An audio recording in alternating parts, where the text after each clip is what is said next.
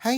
Welcome back to my mini vlog. Another day, another eksena, another rampa na naman. For today's video ay gagawa nga tayo ng San Jorge Samar. So ayan, na-miss ko tong motor na to. Kaya ngayon ay magra-ride lang tayo papunta doon. So ayan, bumili muna tayo ng gasolina para mabigyan ng lakas at sustansya. So kasama ko dito si Nancy at ang isa pang barbex na si Jim, ayan. So, pero si Nancy ay magbabas at kami naman ay magbumotor lang papuntang San Jorge Samar. So, mga around 70 to 80 kilometers ata ang layo niya mula sa aming lugar. Kaya it's gonna be a long ride talaga. So, mga alas 3 pa lang, umalis na kami. 3:22 ata, 3:32, parang ganon ang oras. So, ayun, dumiretso-diretso na kami. So, ang saya mag-rides. Na-miss ko talaga to kasi like over 2 months akong hindi nakauwi sa amin. Kaya for the broom to the moon talaga ang eksena natin. So,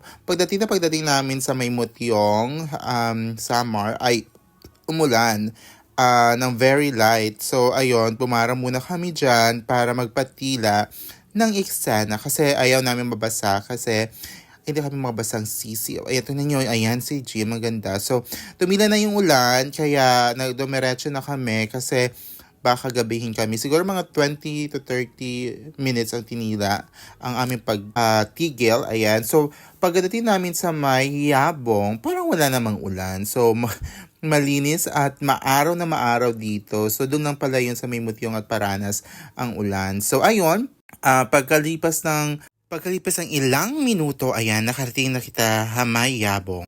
Samar, ayan, ito pala ang tulay nila kung saan ito ang Land of Tahong. Pero ay hindi ako kumakain ng tahong. Ang tahong ni Carla, arwi! Ayun, so after naman yan ay, ayun, sunod na namin narating ang City of Catbalogan. So, ayan. Maganda pala ng sunset for today's video. Actually, mas maganda pa siya nung talagang paggabi na. Kaso nga lang ay nalobat na kami.